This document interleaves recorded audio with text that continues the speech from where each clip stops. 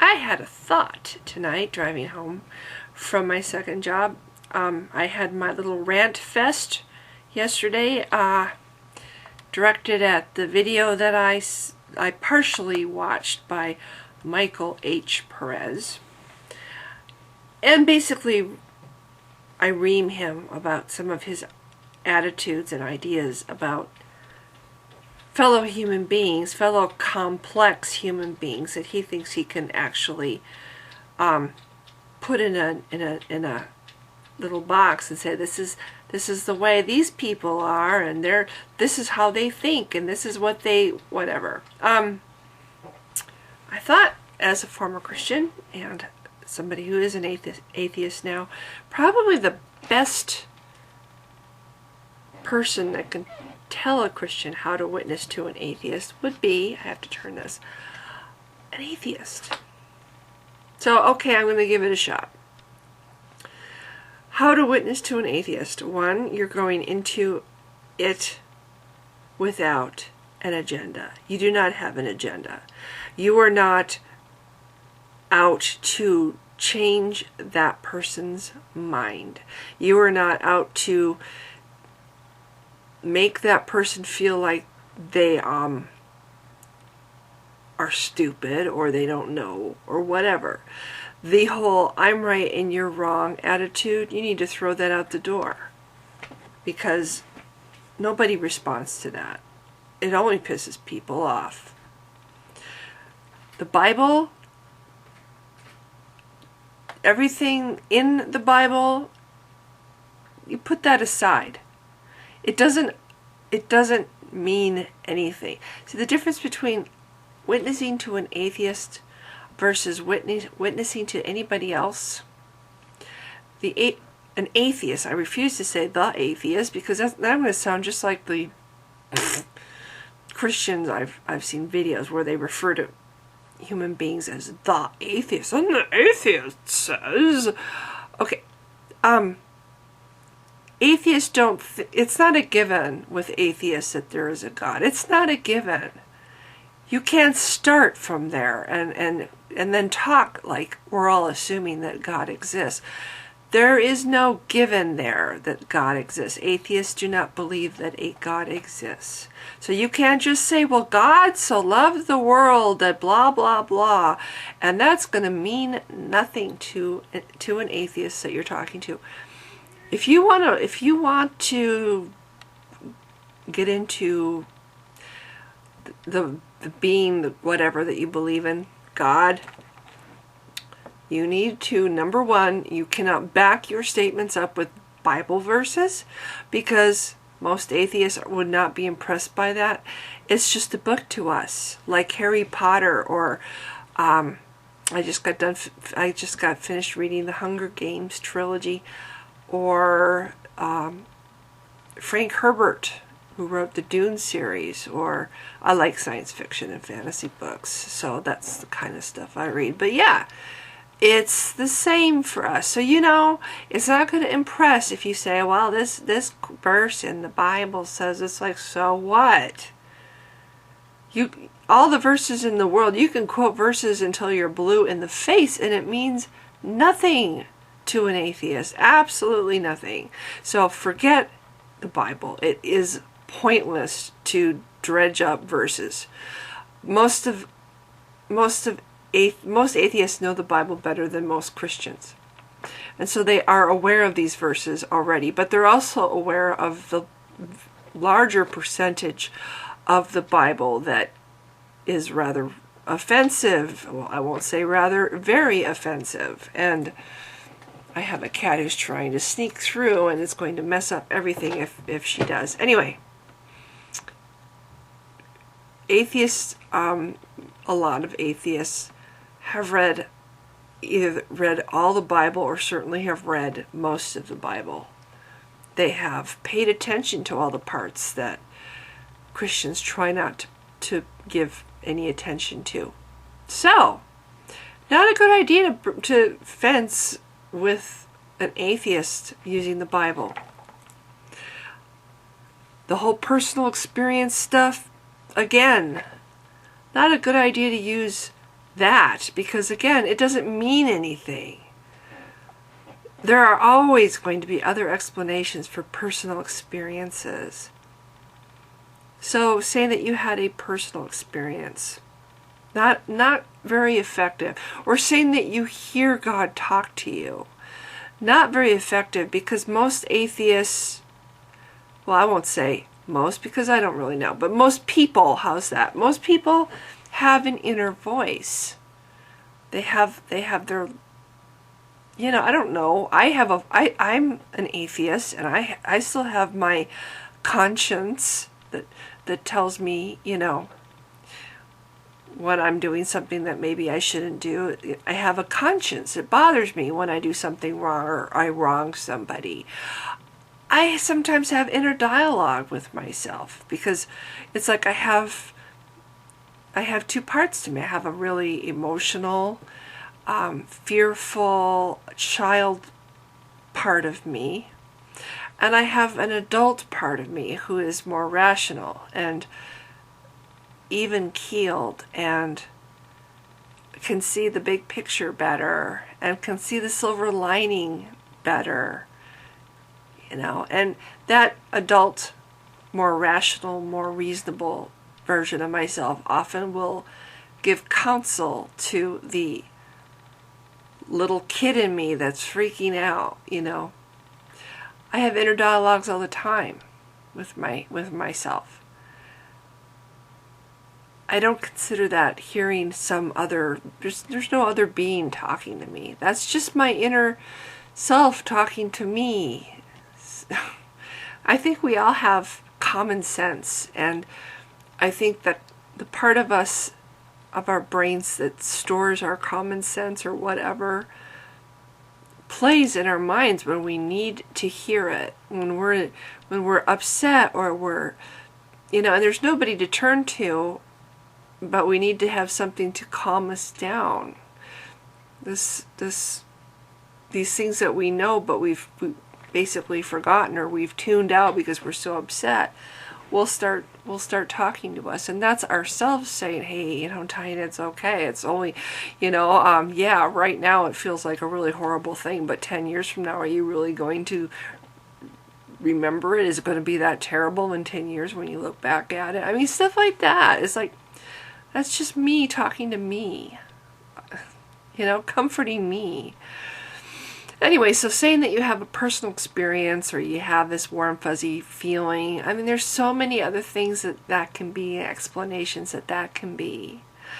I get a warm, fuzzy feeling when I smell fresh cut grass, because when I used to walk behind my dad, when he had one of those little hand mowers. He had several lawn mowers. He had a tree nursery, and for the front lawn, he used a hand mower. And that doesn't, for people who are young and don't know what a hand mower is, it's the kind that you push, a push mower, maybe that's what you call it. And it doesn't, you don't put gas in it, it doesn't run, it's not, it's not powered. It's not a power motor. It's just, you push it and little wheels, little blades spin inside and cuts grass. I used to follow my dad behind my dad while he cut the lawn, and little tiny toddler following behind her dad. I was such a daddy's girl. And I used to walk in the path that his little mower would make. And to this day, when I smell grass, I think of my dad. And it gives me a warm, fuzzy feeling. Lots of things can give people that.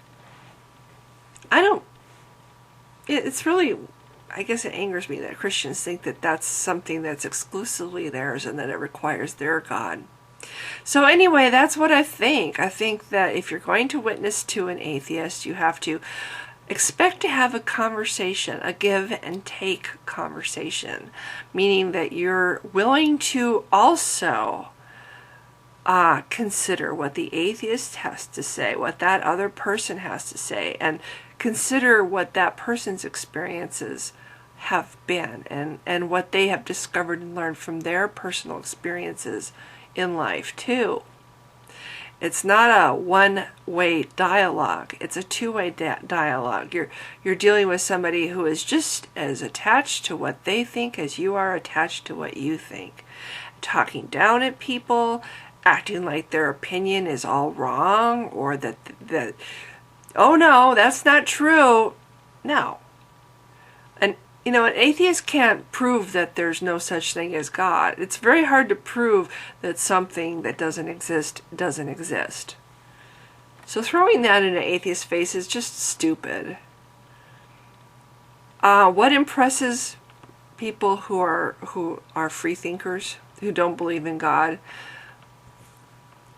Facts and evidence. If you really want to witness to an atheist, somebody who doesn't believe in God, forget the Bible, forget quoting Bible verses, forget telling them about how it's changed your life, or telling them how, it's been comforting to you, or it's helped you through a bad situation, giving you strength when, something bad happened to you. Forget telling them all that, because we all have that. We get it from different sources. I get it from friends. I get it from myself. I get it from the love that I get from my dog and my cats. I get it from just being distracted and trying to appreciate little things a little bit more than there's so many little things that you don't appreciate. And when you're depressed, that's one of the things that at least helped me as somebody suffering from depression, was learning to appreciate the little things. And don't look at what you don't have. Look at what you have. Focus on what you have. Don't focus on what you cannot control. Focus on what you can control. You can't control what other people think of you, or what other people, how much they want to be your friend. You cannot control that. All you can do is control yourself. So, I'm trying to get back to what I was talking about now. This is obviously not going to be a short video. I was hoping it would be.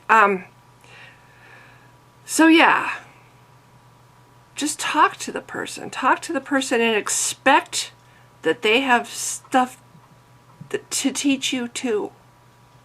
That they have stuff to teach you, and maybe they might say something that maybe it won't affect you right away, but maybe it'll kind of nag at you. I know when I was a Christian, I had a Buddhist friend who said things to me that I don't believe that. But it kind of worked its way into me, and it added up between what things that she said to me, things that she pointed out in the Bible that I didn't know about.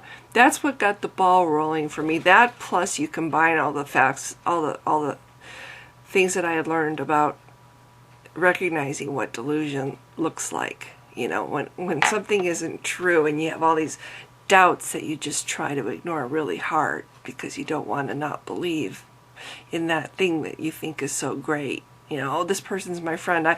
I really believe this person's my friend, and the fact that he treats me like shit, well, I'm gonna cling to the times that he's nice to me, and I'm going to just kind of find excuses for him those times that he treats me like shit, because he's my friend. I mean, sometimes it's hard to face the truth, and you'd rather be deluded than face the truth and have the pain of having to realize, that this warm fuzzy delusion that you've become so fond of isn't really true. So anyway, if you really want to talk to an atheist, you have to come to them on an equal playing field. You are not talking down to them. You are not above, reaching down with your hand, trying to lift them up to a greater understanding. You're not going to use the Bible. You're not going to use verses. You're not going to talk about God as if it's a given that he exists, because you're talking to somebody who doesn't believe he exists. If you really seriously want to make any kind of impression at all with an atheist, you need to talk to them, listen to them, give and take in the conversation. And if you have any evidence or anything at all that can be remotely like evidence for the existence of your God, because really they're not going to take it very seriously until you can present something to you know, give them pause. Okay. Something. And saying, well, I saw a ghost once isn't right either. Because there's explanations for that stuff too. Evidence or proof, something. Nobody's been able to prove that a God exists. Nobody's been able to prove that Jesus even existed. So it's not an easy task to say, oh, well, I have all this evidence to show that God exists. Look at the sunset. Look at the trees. Look at the perfection of the human eye. Blah, blah, blah. That doesn't work. I don't know what you can use for evidence. You'd have to have a good imagination. But at least by going into the conversation with an atheist and at least making the effort to show some kind of evidence or something that you think is evidence would at least impress them, or at least you're showing respect for the other person. You're acknowledging that this is somebody who needs more than just, oh, you need to have faith. No, that doesn't work either. People who are atheists are not people who can believe just because somebody says so or because a book says so. These are people that need more, and you need to come into the conversation with more, and, you know, and be willing to change yourself. Expect that you could walk away changed. It's not just a one-way road. It's a two-way street.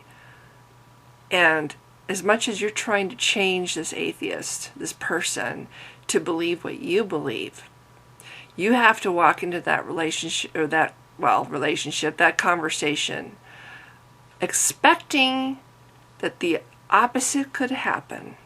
You could end up being the one walking away changed. That's kind of how it happened to me. I can say, well, you know, I learned that delusion sucks and I tried to weed all the delusion from my life. But what really initially got the ball rolling was I had a few friends who asked questions I had never really thought of before that triggered more questions and more questions and more questions for me. And you know, and I wasn't really trying to witness to them, but I was certainly standing up for my beliefs. They were telling me, oh, well, you know, this is God is sexist. Women are worth half as much as men in the Bible, and I'm defending my religion, my faith.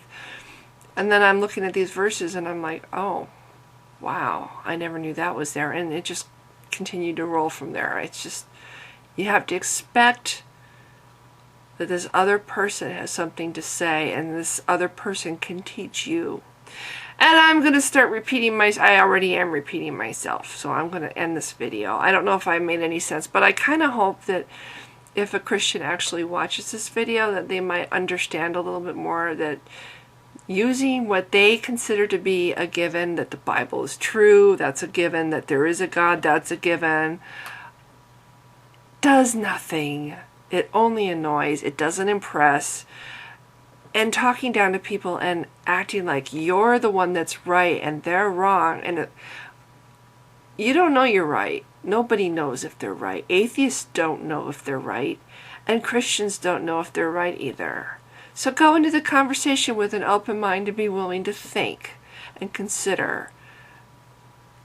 And hopefully they'll be the same way. But again, if you're gonna talk to them like things are a given that you haven't proved or given any evidence to show, it's going to be really hard for them to, you know, we've all heard it before. So anyway, blah, blah, blah. This is a long video and it wasn't supposed to be. Thanks for listening. If you have, I need to come up with a proper, everybody has these little snazzy endings to their videos and I don't. I need thanks for listening if you have. So anyway, thanks for listening. Bye.